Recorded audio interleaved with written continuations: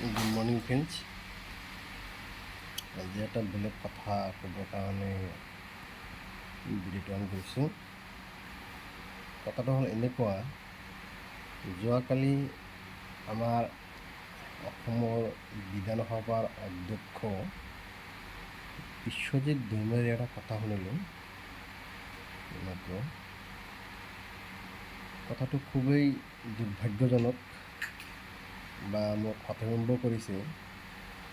তেখেতে কৈছে যে আমাৰ মানুহখিনিয়ে এজন সন্তান জন্ম দিলে তেখেতক চৰকাৰে কোনো সা সুবিধা দিব নালাগে, বাট যদি সেই মানুহজনে আপোনাৰ এক বা একাধিক আনকি 5জনলৈকে সন্তান জন্ম দিয়ে, তেখেতসকলৰ কাৰণে স্পেচিয়েলি গিফ্টৰ ব্যৱস্থা কৰিব লাগে বুলি ইংগিত প্ৰদান কৰিছে।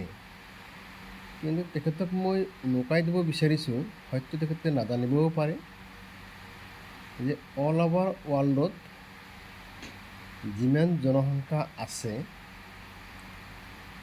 তাৰে মাজত আগতে আপোনাৰ আটাইতকৈ বেছি জনসংখ্যা দেশ আছিল চাইনা বা চীন বুলি আমি কওঁ, আমাৰ নিয়াৰেষ্টে লাগি থকা, আৰু সেই দেশৰ মাটিকালি আমাতকৈ বহুত বেছি। আপুনি মাটিকালি হিচাপে চাওক বা অন্য হিচাপে চাওক, ৱৰ্ল্ডৰ ভিতৰত আপোনাৰ 206 অৰ্থাৎ 206খন দেশ আছে বুলি বৰ্তমান লিখিত। হয়তো ইয়াতকৈ কম বা বেছি হ'ব পাৰে, কিন্তু 206খন লিখিত হৈ গৈছে পোৱা যায়। সেই হিচাপে আমাৰ ভাৰতবৰ্ষখন বহুদিন আগতেই চাইনাক ভিত কৰি বিশ্বৰ ভিতৰত আটাইতকৈ বেছি জনসংখ্যা থকা এখন দেশ, আৰু সেই মৰ্মে প্ৰতিটো চৰকাৰে জনসংখ্যা নিয়ন্ত্ৰণৰ কাৰণে প্ৰচেষ্টা হাতত লৈছে বা চেষ্টা কৰি আছে। এই ক্ষেত্ৰত এজন বিধানসভাৰ অধ্যক্ষ হিচাপে এনেকুৱা টুলুঙা মন্তব্য কৰিছে যে যিটো প্ৰতিক্ৰিয়া হয়তো অসমৰ জনসাধাৰণ অলপ ভালকৈ দিব বুলি মই ভাবোঁ বা বিশ্বাস কৰোঁ।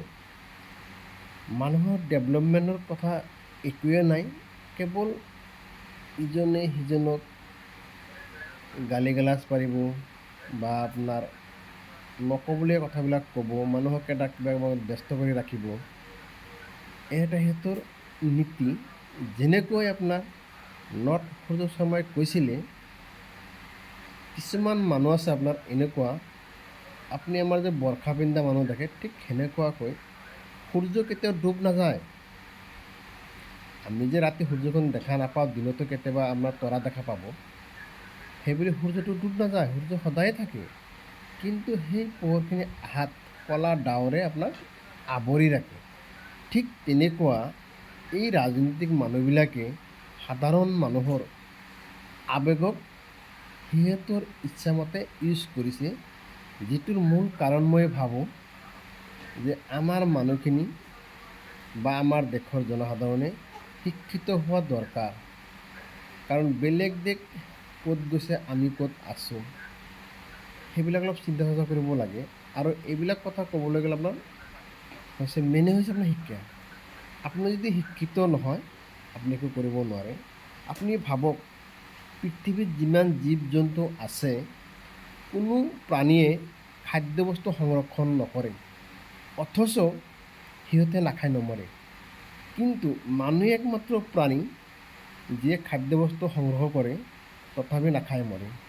আজি আমাৰ ভাৰতবৰ্ষত কিমান মানুহ নাখাই মৰিছে, গৰিবীটো কিমান অৱস্থালৈ হিপিয়াই গৈছে, সেইবিলাকত মাত নাই। জনসংখ্যা বঢ়াব লাগে। গতিকে মই ভাবোঁ এজন বিষয়াই এনেকুৱা ধৰণৰ মন্তব্য নকৰাটো ভাল। সেয়ে মই অনুৰোধ জনাম, যিকোনো মানুহে যিকোনো কথা বা কাম কৰে অকণমান ভাবি চিন্তি কৰাটো ভাল। কাৰণ বন্দুকৰ পৰা গুলিটো যেতিয়া ওলাই যায়, সি ৰিটাৰ্ণ নাহে।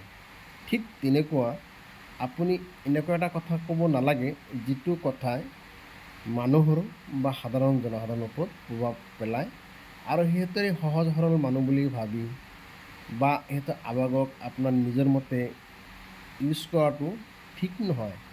কোনোবা দিন নহয় কোনোবা দিন আপুনি ইয়াৰ ভুক্তভোগী হ'ব লাগিব, হ'ব পাৰে। গতিকে জয় হিন্দ, থেংক ইউ। মই এইখিনিতে সমাপ্ত কৰিছোঁ।